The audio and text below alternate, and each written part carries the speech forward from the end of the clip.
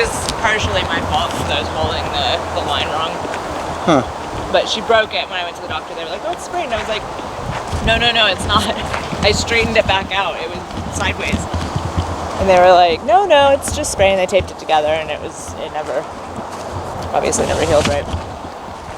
So there's certain issues with their healthcare. Well, a lot of people have raved about it because it's more affordable. Oh, that is 100%. When you have something that goes wrong with you, yeah, and you need treatment, yeah, you don't go bankrupt. Yeah. Which is what happens to so many people here. Well, and that's the thing is that, people need healthcare. Yeah. Oh yeah. Oh yeah. Especially when there's not, this is like when I look and see how it is here, it might be kind of windy. This isn't too bad. I've got it rolling right now, and it looks like it's picking up the sound levels pretty well. Okay. But it's not that bad. It's not as windy as I was worried. Maybe if you want to sit on this side. Yeah, definitely. Where the sun will illuminate better.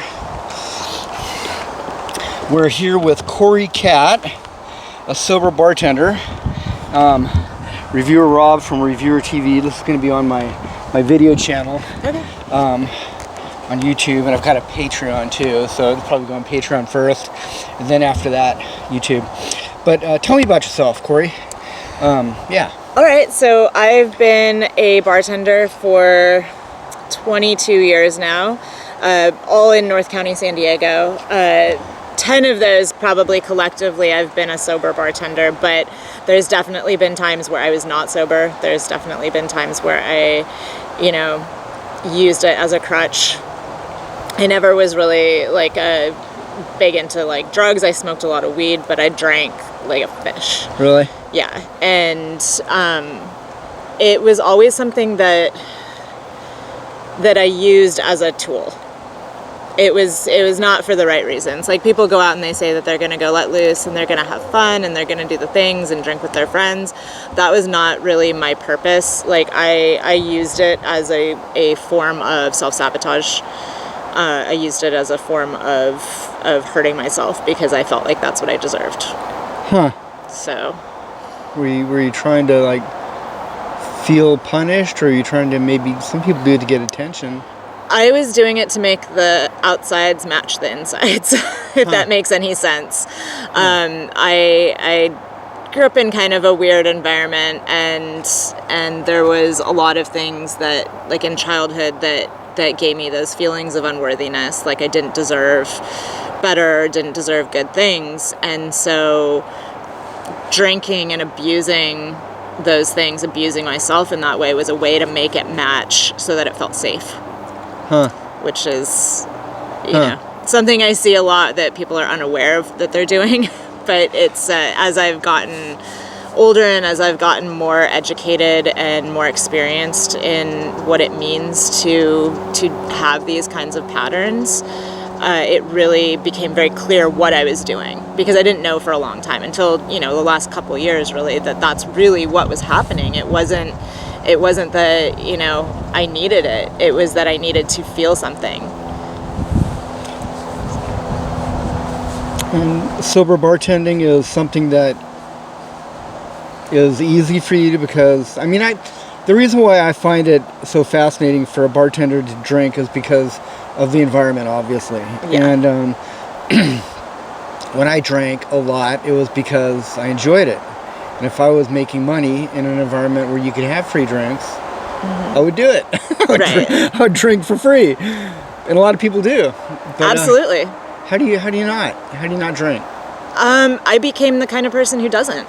Yeah. I changed my identity. I changed my beliefs. I changed my thinking patterns. And a belief is just a thought that you repeat to yourself. And so to be able to change your thoughts, you change your beliefs, and that changes your habits. And then when you change your habits, you just become somebody different. And so through that process, I just decided this isn't who I want to be anymore. And then kind of reverse engineered that and was like, well, who do I want to be? And through asking myself those better questions, then I was like, okay, now I know what the desire is. And so instead of like wallowing in the quitting and the depriving myself and I can't do this and I need this, it was more of a desire for something different. So it became very easy. I just became the kind of person who doesn't drink, and now I'm able to help people from that side, even when I'm at work, and even if they don't want to quit, How? I'm able to explain things to them in a different way that makes them think about it different, because it's so normalized.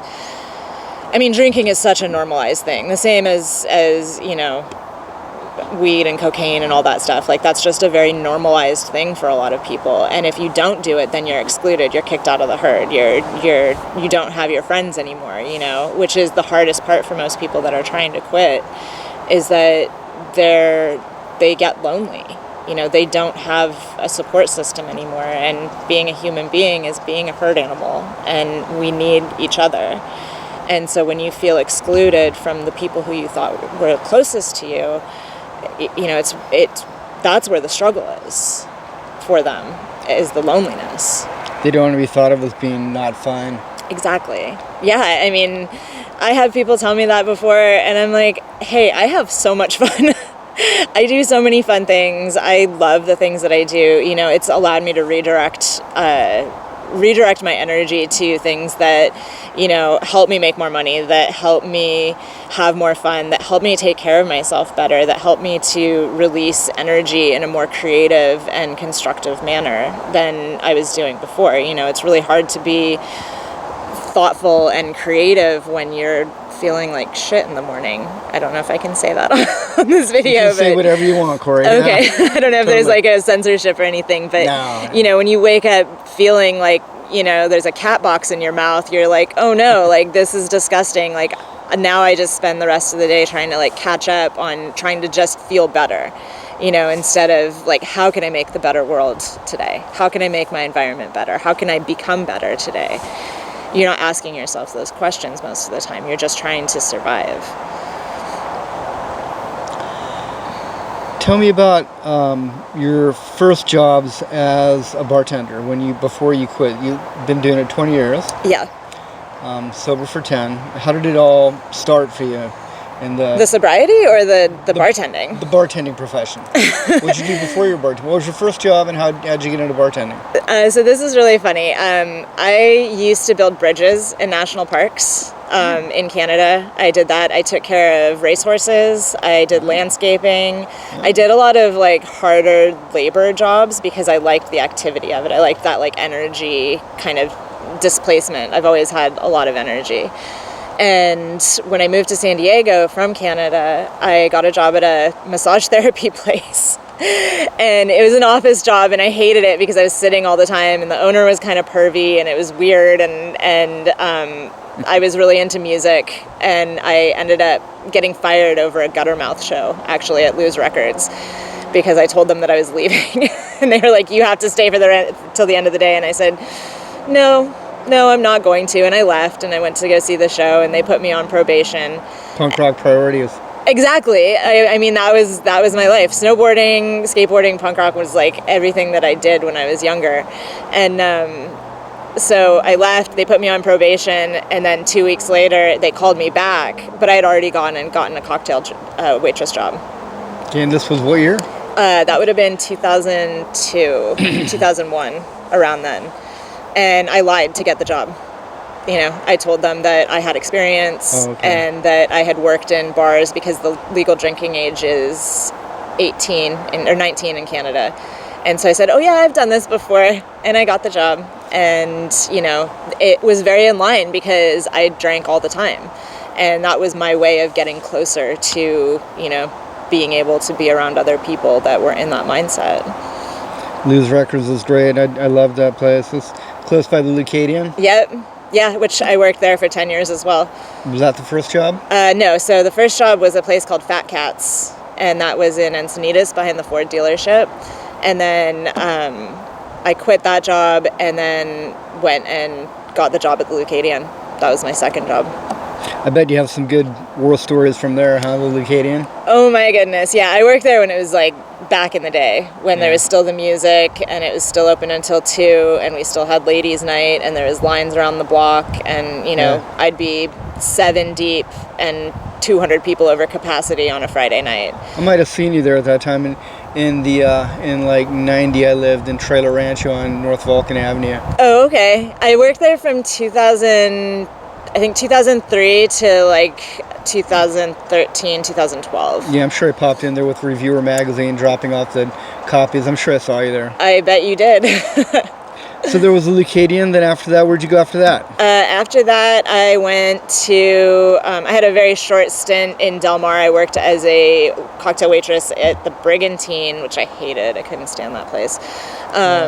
It was very abusive in a lot of ways. Like, not like overtly abusive, but very covertly abusive. Like, I was told that I couldn't bartend because I was a woman, that they only hired men for the bars, and that pissed me the fuck off, honestly, because I was just like, I've been doing this for 10 years. Like, I'm a hard worker. I'm really good at my job, and for you to discriminate against me and put me out on the floor and give me 2 top tables to take care of in an 8-hour shift is kind of offensive. I'm used to high volume. This is not stimulating me. Did they have any explanation? I mean, normally people want to have No. women serving behind the bar because it helps with sales. No. It was the women in short skirts and tight t-shirts on the floor. Oh yeah. Was their business model. So that didn't really fly with me very well. It wasn't something that I was really interested in maintaining. I worked there for a couple months and then I quit there. Where did I go after that? I worked at the Tidewater in Solana Beach.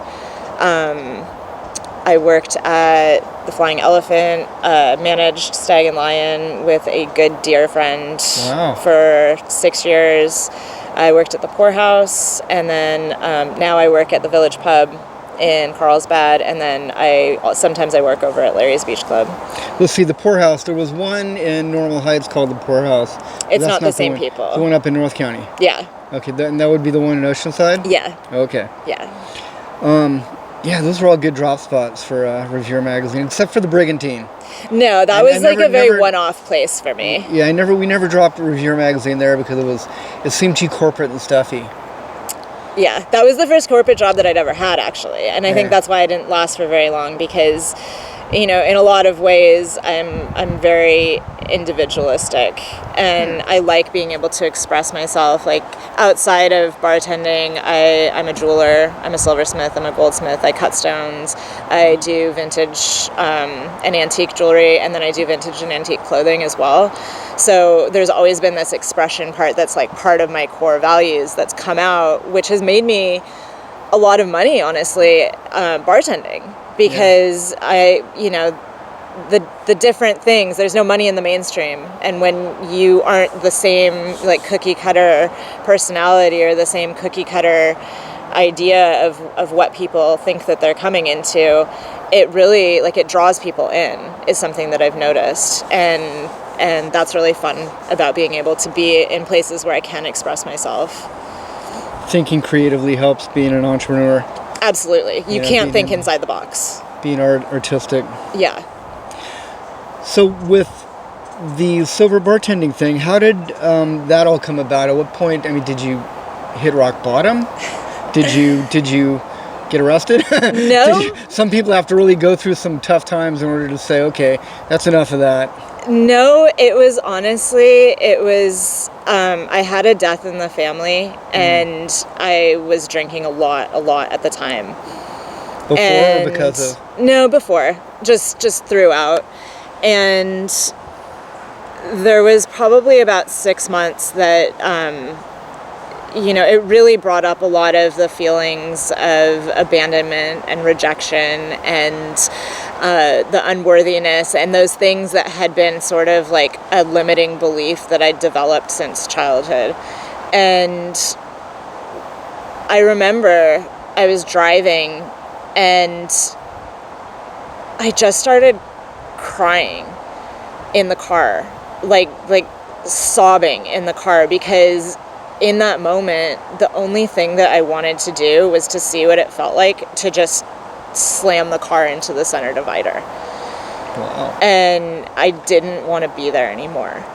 Like, I just didn't feel like it was worth it. I didn't feel like I was making any kind of impact, and that everything was just, like, I don't want to say it in such a dramatic way, but it felt like everything had just been a waste of time, and that I didn't want to do it anymore. Was this after the family member died? It was, and it wasn't because the catalyst was the death in the family, but there was events after that had happened that kind of like put me into this headspace. And mindset wise, I wasn't strong enough to get through it just with my own energy at that point. You know, like I didn't feel like I had the skill sets to be able to just change that thought, you know? And so I was drinking about it all the time, and it just got worse and worse and worse. And in that moment, like, oddly enough, like, I thought I have pets, and I thought about them, and I was like, it was just something that, like, it just really struck me, because it was like, somebody depends on me, you know? Yeah. And I can't just go and do this. Like, I don't have that liberty, because who's going to take care of them? And it just, something snapped, and I was like, I can't continue on this path because I will end up dead. And I know that I have lots of things that other people would be very happy to know. You know, like, there is a story behind everybody. And I have a story that can help people, you know, like everyone does, but I have a story that allows other people to maybe not go through this as slowly as I did, you know, because it took a long time to get to that point. Like, you know, waking up in the middle of the night and being upset, still drunk, that I was still alive, you know, and that was when I was a teenager. You would wake up upset that I was still alive as a teenager, because I had drank until I blacked out. Wow. And then, you know, hoping that instead of having them, you know, having people find me in another way, that it would just be like, oh, well, she died in her sleep. Wow. So it was very, like I said, I was drinking for the wrong reasons. You know, I was drinking as a crutch to forget, not to have fun. Like, there wasn't really a lot of fun outside of the moments that it was happening. And yeah, like, there was fun. Like, I had fun, I laughed with my friends, but it wasn't me. You know, I wasn't the person that I am on the inside. I was the person who I wanted people to see. You know, I was who I thought they wanted to know, you know, which was a whole other thing when I quit, because the people who, you know, who I'd been friends with, you know, they're like, oh, this isn't even the same person anymore. You know, some of them stayed, and some of them we became very close, you know, because there was that vulnerability that came out at that point. I was no longer putting on a mask of what I thought they wanted to see. Instead, I was being vulnerable and unapologetically myself, and that allowed them to actually know who I was. And the same thing with my customers, you know, like when I was drinking, I was not very nice. I was aggressive, you know, I was kind of like harsh, and you know, I was putting on this persona that I thought was the bartender. Didn't have any tolerance. You didn't have any No, patience. I didn't have patience. I didn't have tolerance. I didn't have empathy for people. And, you know, to be in those situations where a lot of those people are also, you know, in pain, whether they're ready to admit it or not. Like, a lot of those people that I dealt with had their own shit going on, you know, and for them to come to a place and then have me be kind of a fucking bitch to them, you know, was not really what they needed in that moment. And it wasn't what I needed. It didn't make me feel any better, but I embraced that persona, you know, like, I really embraced, like, oh, this is just who I am. Like, if you don't like it, get the fuck out. And when I stopped and I really, like, sat with myself, you know, that was part of it. It was like, it was sitting with myself and being present with who I am, and, like, really being able to say, okay, who am I without this? Like, deep down inside, without this part of me, without that part of me, not as a bartender, but as a human being. I was able to approach the situations and my job especially with just a lot more love. And that has been probably the biggest gift out of all of it, because I've created regulars that follow me from place to place. Like, some of my dear friends are people who've come to the bar, and some of them have stopped drinking, because I've modeled that for them. And they're like, man, like, I see what you're doing. I'd like to follow that. How can I do that? And, so there's that aspect of it too, because it's like, they're healthier now. They're being able to get closer with their families, and they're being able to, like, not eliminate necessarily, but like rectify health problems that they've had in their lives, and mental issues, and all of the things that, come along with drinking all the time. Like, they're able to stop that and reflect on that for themselves and change those patterns for themselves. So it's like, is that the best and highest good for being a bartender? Possibly. I'm telling, or I'm helping my customers quit sometimes, but those are the ones that want to quit. Yeah. Anybody who doesn't, they're gonna find somewhere else to drink, or they're gonna continue drinking anyway, regardless of what I am and I'm not doing. Yeah, that's kind of one of the things that kind of comes up in this topic. It's like, there's that archetype, well, it's a stereotype almost, of the bartender as the therapist, which you're probably better at if you've got a clear mind or clear head, and you've been through these kind of things. But then on the other side, there's the thing where that's your sales. That's how you make money. And I can see maybe a bar owner would kind of, unless you're a darn good bartender, really good at what you do, if you're not drinking, he or she, the bar owner, might, look for a bartender who drinks instead of one who doesn't drink. But and it's like, with bartending, it's like you're selling a drug. It's like a drug dealer doesn't tell the junkie when they come up for the next or to buy more drugs, hey, maybe you should cut back a little bit. This isn't really very good for your health. You don't do that. Your job is to sell drugs. Right.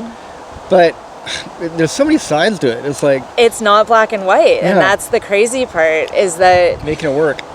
There's a balance, because there's the people who love drinking, and that is their social time, and that is the time that they do, and they don't have a problem with it, and they are having fun. Yeah. And, I can shoot the shit and laugh and make jokes and talk with those people, but if I see something that if I see something in somebody that they're doing it for the wrong reasons, and they open up to me and they ask me questions, I'm not going to lie to them. And that's the difference, is that I think even a doctor who's a drug dealer, an ethical doctor, is going to take that opportunity to be honest and transparent with somebody, about what it is that they're doing, or what it is that there might be a better option. Somebody who is a human being to human being is going to look at a situation and say, is this the highest and best solution for you? Not for me, not for my wallet, not for, sales, but is this the highest and best solution for you? And that's what I always try to ask myself when I'm in those situations. If somebody is suffering, nobody deserves to suffer. I didn't deserve to suffer, and I thought I did for a long, long time. And until I decided that I no longer deserved to suffer, I continued to do that to myself. So there is a personal choice that comes into that, but also as somebody from the outside, I feel like as a human being, there is at least for myself, there's like a core value that I have to be transparent and vulnerable with those people as well, and share my story. And be like, hey, like, I used to be right where you are. Like, how can I help you? Do they have to bluntly ask for help? Or, I mean, like, what would the scenario be if, like, okay, let's say you're my bartender. I'm in the bar. It's whatever time of the day or night that your shift is, and I've had a couple of drinks, and suddenly I say, hey, Cori, I'll have another gin and tonic. I know it's my third one. I probably shouldn't. I'm just an alcoholic. I just need to drink. I know I shouldn't. I got to drive home after this, and I just kind of laugh it off. Would you use that as an opening, or would you? I mean, I would tell you that it's your choice. You don't have to, but if that's what you want to do, I would highly and strongly recommend you taking an Uber. That's how I would handle that. Yeah. It's not those situations, because those situations happen all the time. It's when somebody is losing their family.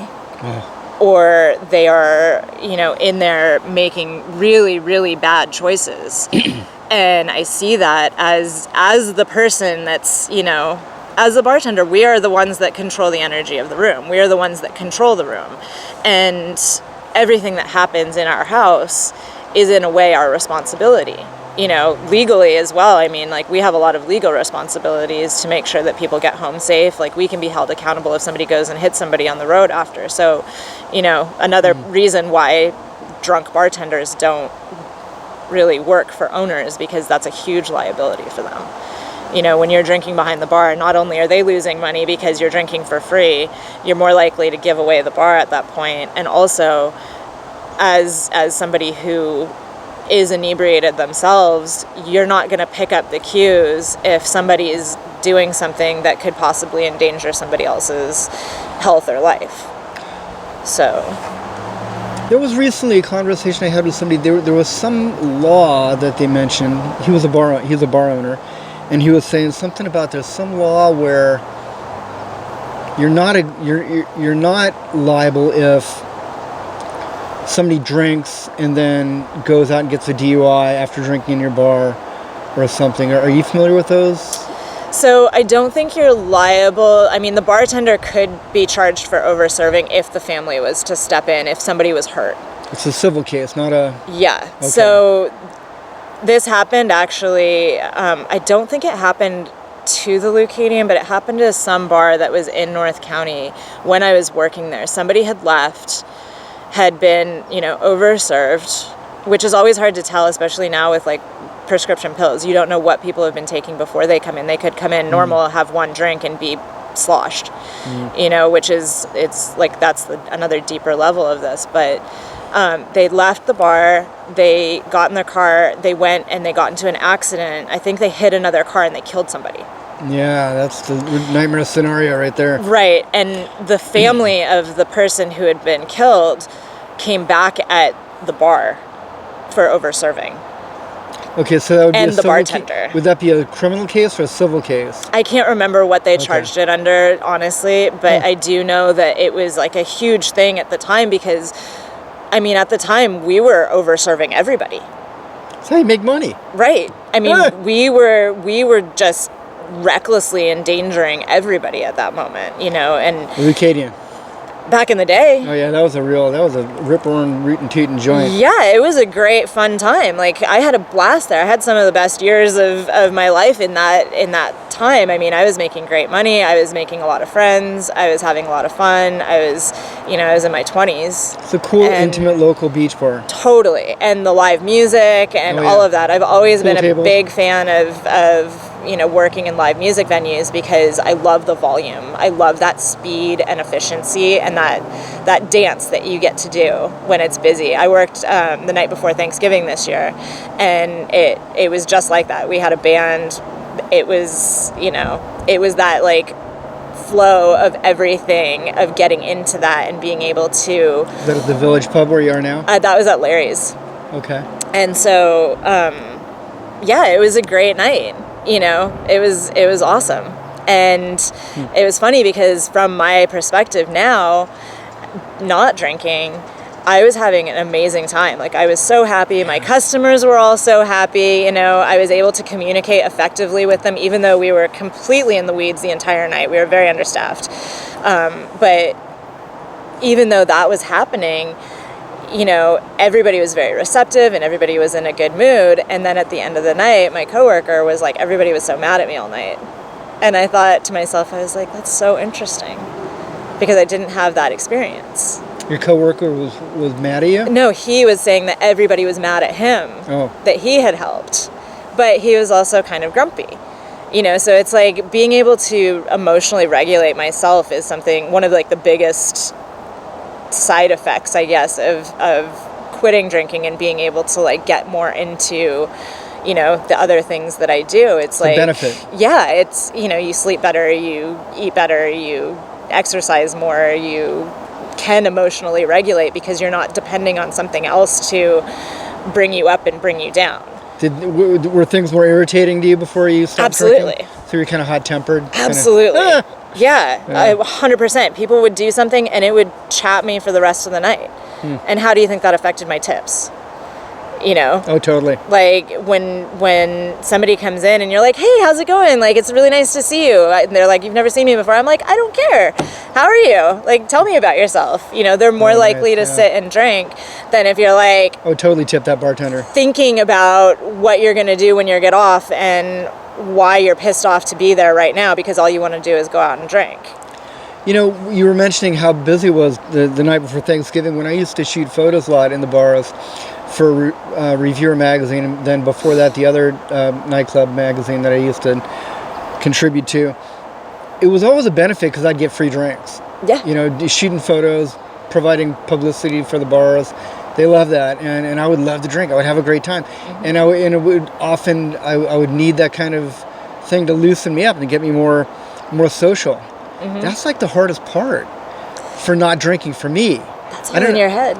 Yeah, you're right. You're right. It's a mental roadblock that kind of needs to be dismantled somehow. It's a limiting belief that is something that I had to, or that I got to overcome. You know, I got to do the work behind that to overcome that because I'm a bartender.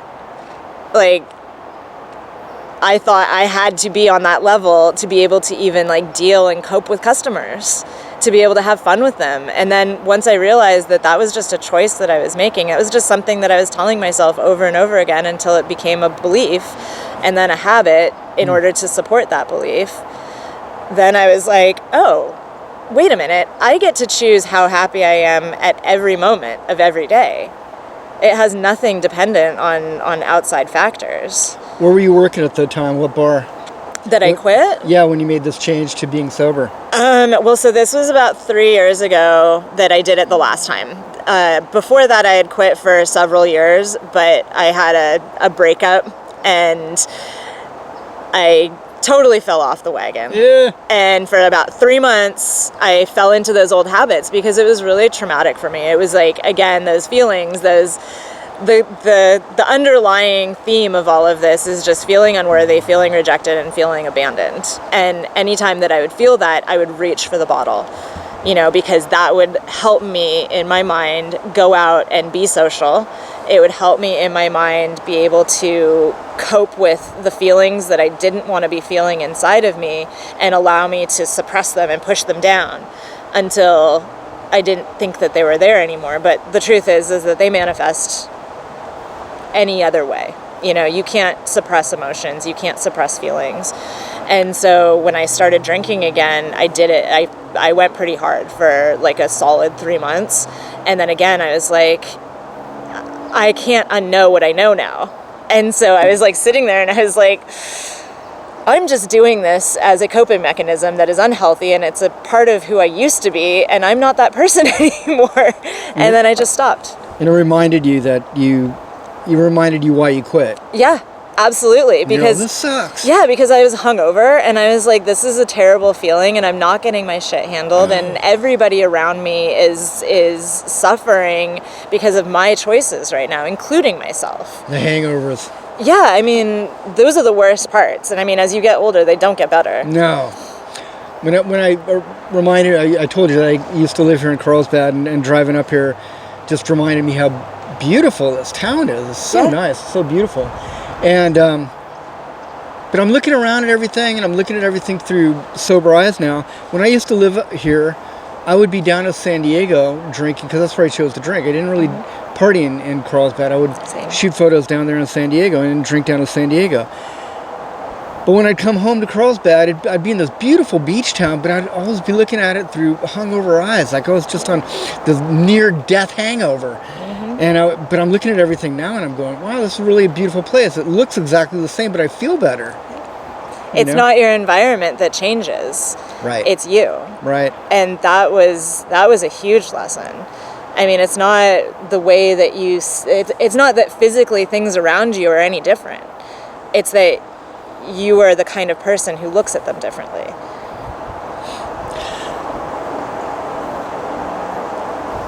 So many people drink because they like the extreme feeling of an extreme lifestyle. And, you know, I don't know if you kind of fit that category. I kind of did. A little bit. And, you know, it's admirable that you can kind of go from that extreme to the other extreme of not drinking at all and still being in that environment. In the first few weeks, I guess, when you first made the first change to being a sober bartender, describe how that felt. When you were like suddenly not drinking anymore and you were still in the environment, what was that like? Raw would be the word that I would use for it. I felt exposed. And vulnerable? Yeah, very much so, because it was just me. I wasn't behind anything. And even though nobody looked at me any differently, because nobody knew what I was doing. It wasn't like I put up a big banner and like wore the sash like sober bartender, you know, like I just had made a decision. But, you know, in those moments, it was just me, even in a room full of people. So having the ability to just be with my feelings while everything was going on around me, and being so clear-minded, you know, as like the effects and the fog kind of wore off, being able to be clear-minded about what was going on and like see things around me from a different perspective, it was painful at first. Like I'm not gonna lie, it wasn't fun and gumdrops and sunshine like for a little bit, you know, because I had to get to know myself again. Were you able to quit cold turkey and just stop and then like for a long time not drink? Yeah. Really? I just decided. Wow. I mean, I just decided that this is not what I want to do anymore. And you know, I stopped. Like even going out with friends, like they would be like, you know, I think the hardest part was the peer pressure. Yeah. Was wanting to continue to fit in, and then, you know, people criticizing and like, oh, you're not this, or you're that, or you're too much of this, or you're not enough of that, and feeling that feeling of lack within myself. But then remembering, I get to choose this is me, not you. I'm gonna have a soda water, you know. And you had your pets, you were single at the time, I assume. Mm-hmm. Where were you working at the time? What bar? When I quit, I think I was working at, I think actually, so I stopped working at a poorhouse, and then I think it was like maybe like a couple, like 2-3 weeks before I stopped working at poorhouse. This was 10 years ago. It was 2013. So I mean, this was like periods of time. I didn't quit for 10 years solid. This time it's been about 3. Okay. Prior to that, there had been like a year here, 2 years there, 6 months here, that kind of stuff. But collectively, over my bartending career, it has been 10 years. Okay. So this time it's just been 3, with no pot and no alcohol. So I quit everything at the same time and just decided that I desired clarity. Yeah. That was the word that I decided was the most important thing to me. Yeah, some people, they kind of describe their sobriety as being California sober, where they just smoke weed and do shrooms. Yeah, I mean, and whatever it takes, you know, like whatever it is, like nobody is in your shoes. If you don't want to quit drinking, don't quit drinking. If you do want to quit drinking, do quit drinking. If you need help, ask for it. If you don't need help, don't ask for it. But, you know, this is our own individual life, you know, and I don't think that it's fair. I actually had a conversation about this with somebody that was like, you know, people disrespecting their friends for choosing to quit drinking. And it's like, I don't agree with that, you know, but I also I don't go around and be like, I'm sober, you should stop drinking. You know, like that's not something that I feel is any of my business. If somebody wants to, they're going to, and they're going to find the pathways to do it. some people use a 12-step program or go to Alcoholics Anonymous or go to group therapy. Did you ever try that? Did you ever do that? No. So I am not really somebody who follows directions very well as far as that, and I've always been somebody who likes to just do it the way that I want to do it when I want to do it. Huh. And I never really felt, I mean, I'll be completely honest, like even school didn't work for me. You know, I dropped out in 8th grade. Woo-hoo! And I decided to go to homeschooling. Nice. I put myself through homeschooling. And that's independent. I graduated with honors, you know, through that. I went back to school for the last, because at the time homeschooling wasn't really like recognized when I did it. Was this in Canada? Yeah. So I went back and I did like a continuation like program where I could still work. That was when I was building the bridges. I could continue to work and graduate high school at the same time. So I went to night school, you know, and at the time it was a lot of like kids who didn't have good home lives or like pregnant mom, like teen moms and like things like that, you know, I was surrounded with, but I was able to just focus. It's alternative. Right. That was what it was, an alternative high school. And I was able to focus, and I finished 11th and 12th in the same year. And, you know, I just put my head down and I was like, okay, I'm ready to do this. Like I spent the last couple years doing whatever the fuck I wanted, snowboarding, riding horses, doing all of my things that I desired. But now this is a necessity because people tell me that I need it. So I'm going to do this thing. But I never really saw the benefit in having somebody teach me how to think, you know, and I think that desire outweighs someone's instructions a lot of the time. You know, somebody can guide you and they can help you, but, you know, and there is something to be said for like group programs like that, but I've never been religious, and they're very heavy on like the whole like religion factor. Higher power. Yeah, and I have my own ideas about higher powers that don't necessarily align with the structure that they have. So it was never something that was appealing to me. And so my whole idea is, well, I've done a lot of things on my own before. I'm just going to surround myself with people who are like-minded. Mentors. Right. Mentors. And I'm going to do it my way in the time that I want to do it. And I don't need steps to do it. I can create my own steps. And that's exactly what I did. Are you mentoring people now? I do. I have a few like clients that I mentor through the programs that I have, like through the programs that I've developed for things like this. Huh. You know, it's basically ways that I can lead service industry professionals, whatever service they provide, to make more money doing things that they love, whether it's continuing being in the service industry or branching out into other little skill set niches that they have without the cycles of self-sabotage and abuse, by using energetics and being able to align energetics to create results that you want without having to, you know, rely on other people. Energetics? Yeah, like using, we're all energy. Right? Right. Using energetics as in like breath. Oh. As in focus, as in being able to move the energy through your body, creative energy, you know. There's a lot of things that we don't know about that have been being released recently, like through like quantum physics and the energy of the human mind and the human body and source energy, you know, like that God power, that spirit, whatever it is that you apply yourself to. It does exist. You know, all you have to do is look around. Oh yeah. Truthfully. Nature, I mean, it is here and it is going on with you or without you.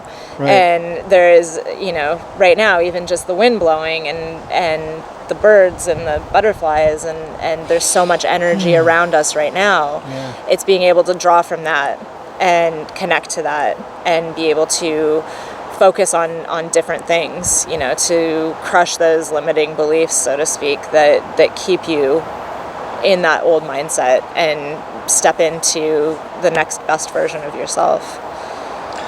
Where'd you learn this? This doesn't, is it this, you said you don't like school very much. Was this something you read about, or you A lot of reading. were taught? It's a lot of reading, a lot of my own like searching out information. I've had a mentor that I've worked with very closely for a couple years now, who, funny enough, used to be a bartender as well, has also been sober for 5 years. And, you know, she's created this massive business that that she, you know, she helps people in social media land like find clients.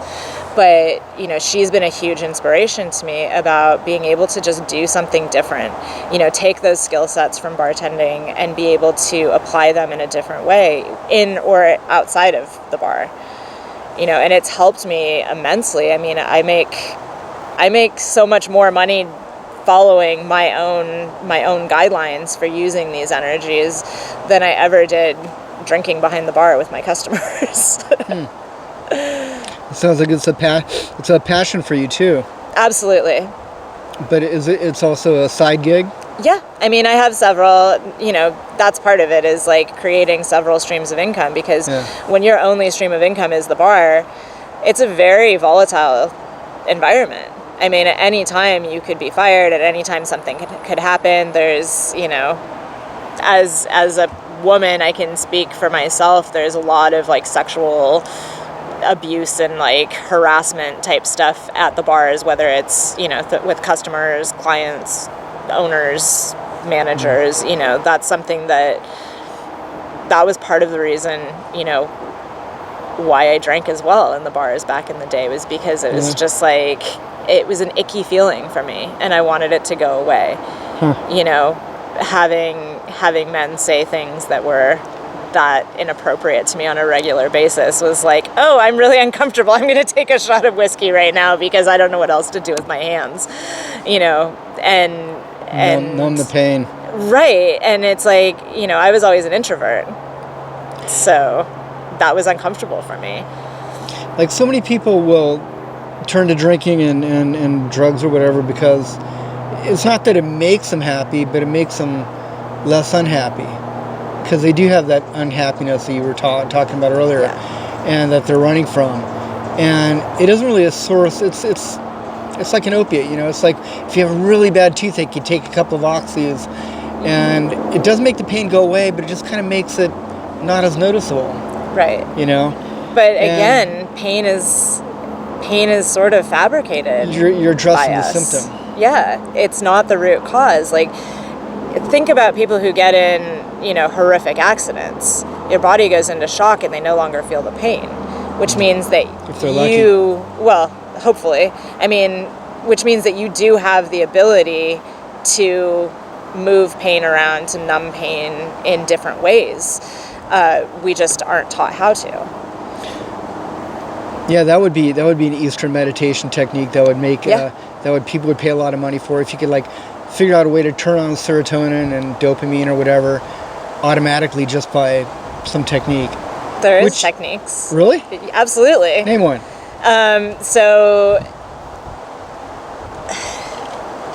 when you use like breathing, for instance, and this is going to sound really weird, but you can breathe from your like hips area, and you can breathe up to the top of your head, and you breathe out the top of your head. This sounds really strange because I don't know the context that this is going to be released in, but you can actually like create serotonin in yourself just through deep breathing exercises. That's really what you're doing, is you're creating serotonin, because the more oxygen that you get inside of your body, the more everything comes to life. And if you breathe intentionally, and I'm not just saying like breathe deep and think about all of your stresses. I'm saying breathe intentionally and focus on the breath, not the things that are going on inside your head, because that voice is always going to like chatter away, you know, inside there. And so when you learn how to turn that off and really focus on breathing and being able to focus on your pineal gland and being able to like awaken the things inside of you, that we have all of these tools. You know, look at the monk that sat and lit himself on fire. and sat there. Wow. You know, he was able to sit there through meditation. You know, there's monks that are able to slow their entire systems down to a point where doctors are like, this person should be dead. And they do it through intention. And so what I think we're realizing now is that intentional exercises are the key to being able to really overcome anything. Flip the switch. Absolutely. I mean, we are a perception of reality. So when we believe something, we perceive the reality around us to be the way that we believe, because our brains are brilliant and they want to make it right. They don't like to be wrong. You know, so they will look for reasons why we are right in everything that we see and do. And all you have to do is look at somebody who's stuck in their ways to be able to see that in like firsthand. Because like you said, you look around now and you see a beautiful, beautiful place. But back then you looked around and you saw through hungover eyes. I still saw the same thing, but I just felt like crap. Right, but you weren't really seeing it. No. You know, and so your perception of your reality was different. Yep. And that's the change right there, is that's becoming somebody new, is being able to say, okay, like, I'm the kind of person that looks around and sees the way that the light's playing on the grass as the wind's blowing right now, and hearing the birds and being present in the moment. It just hits different. That's the best way I can explain it. Absolutely. Tell me about your childhood. What was that like? I grew up with a single mom, and she taught me everything that a kid would not want to know about narcissism. I'll just say that. She's a very beautiful person, but she does not want to be, she didn't want to be a mom. I think she wanted to be a mom for the wrong reasons. And she is a beautiful and loving and wonderful person when she wants to be, but she allows her own experiences to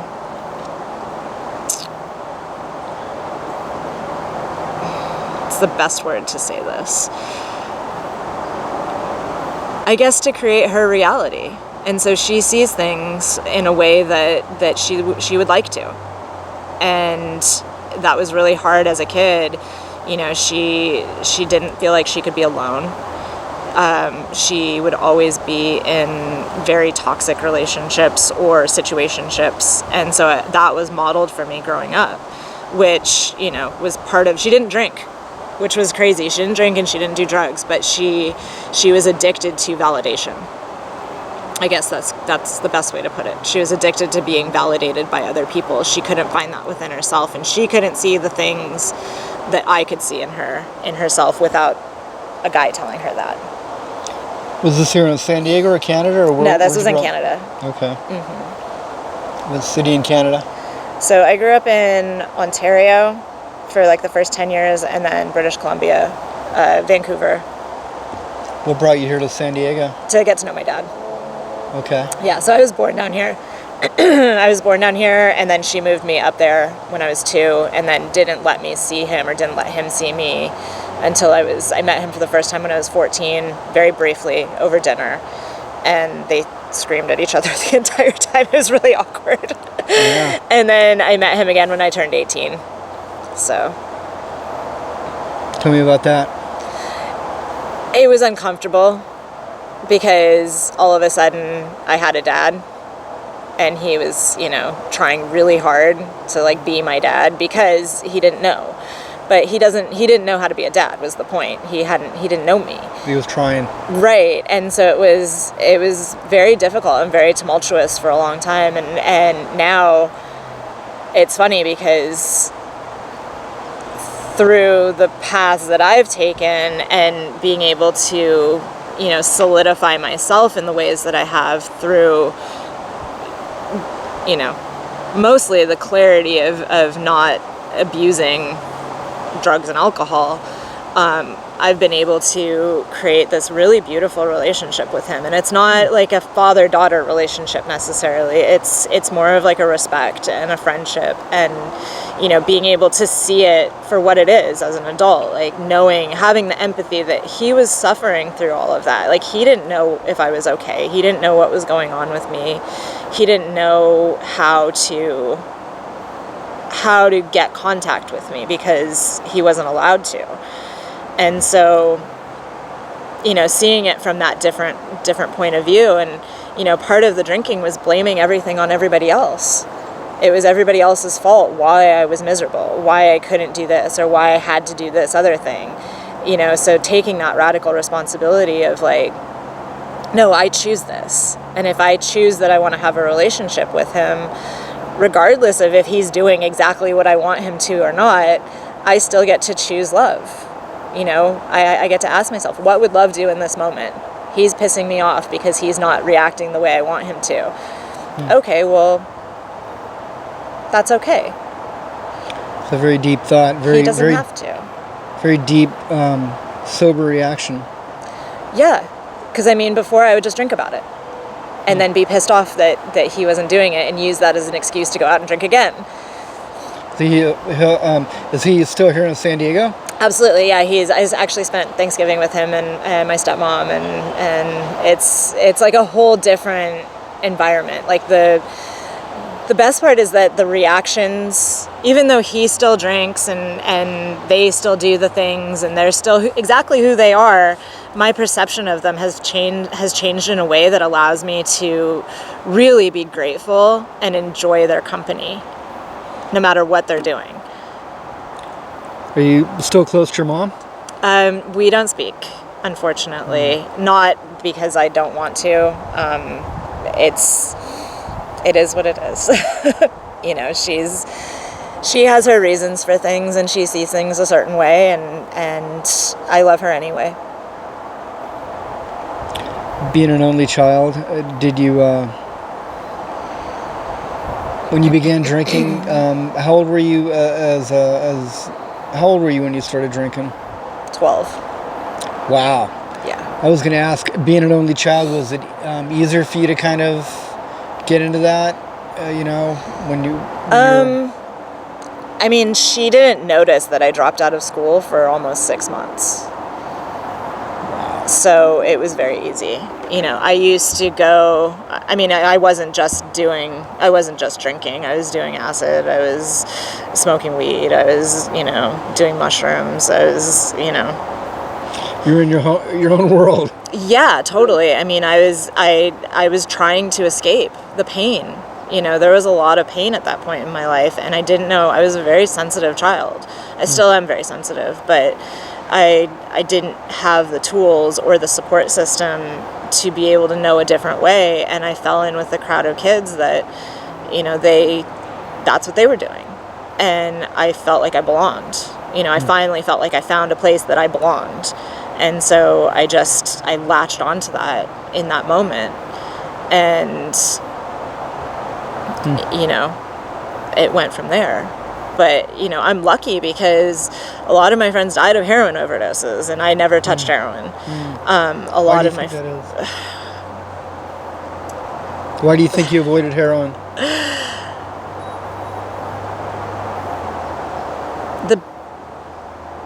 The best and also the craziest response that I can give to that is I've always had a connection with my higher self. And even when I was like doing the drugs, she was always talking to me, you know, and you know, my friends were doing a lot of acid, and she would just be like, don't do that much. And I would be like, okay. And I listened, you know, like I listened to that inner voice that guided me through things. Like, you know, being an only child, I spent a lot of time alone. And so that was somebody who helped me get through the moments that felt uncomfortable. Was that, you know, I had this future self kind of like coming back and telling me it was going to be okay if you just like hang on, you know. And I guess that could be the best the best description for when I quit drinking too. Is that higher self, that future version of myself came back and was like, you're meant for more than this. Like, don't do this. And that was the stopping point. But yeah, I mean, when everybody would do certain things, like I was always like, I want to, but then it would be like this stronger force would come in and be like, that's not for you. And I would listen to it. So I don't know if anybody can relate to that, but I think I can. My dad was really strict. He died when I was 16, but he was in the bar business. And when he was in the bar business, when he started in like the 1950s, in the 60s, he was, bartending, and he owned a bar in San Diego in late 60s and for a brief period, but he was in the managing business of bars up until when he died in 1980. But when I was a kid, he used to tell me, don't ever do heroin. Don't ever do heroin, because I had a lot of friends that died of it. Just don't do it. And he was like really strict, and he was basically saying, if you ever do heroin, I'll kill you. So it's like, so you had that inner voice instead. Yeah, that's even after he died, I was this kind of like this image of my dad wanting to kick my ass if I did this thing. Yeah, and he probably would have come back and done it. Wouldn't doubt it, I wouldn't put that past him for sure. But that's interesting that you have an image of the future self that would be talking to you. It's like a movie scene or something. I mean, we all do.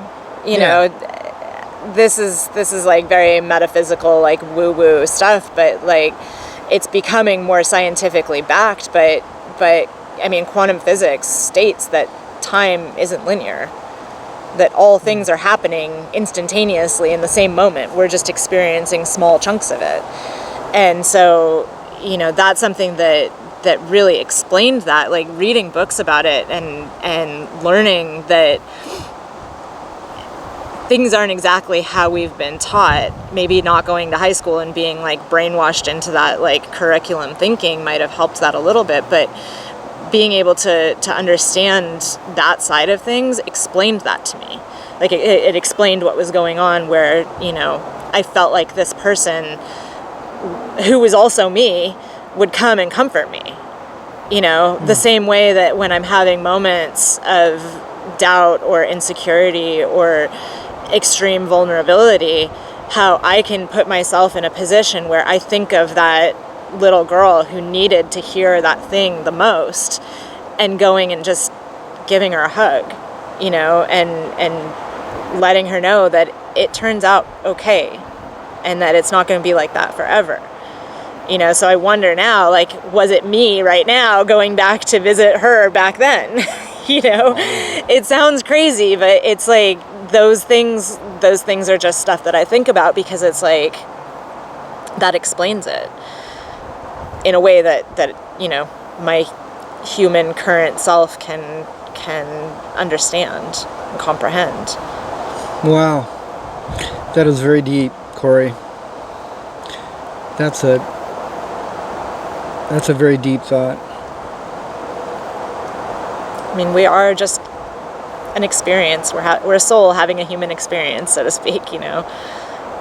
Absolutely. And energy doesn't go anywhere. It doesn't die. It just gets transferred.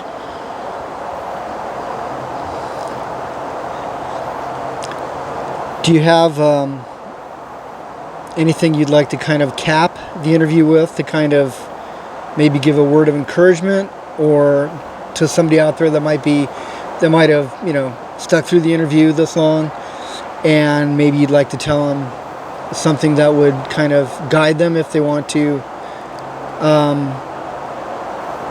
follow you in this path, maybe? Absolutely. I mean, you don't deserve to suffer. No one does. And if you're suffering in the moment, there's always a solution. There's always solutions, and good solutions, because drinking is a solution, but it's not necessarily the highest and best solution. So if you think that there's a higher and better solution that might be out there, don't be afraid to ask for help.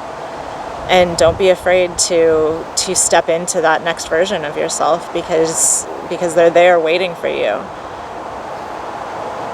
That's awesome. Thank you, Cori Kat. Of course.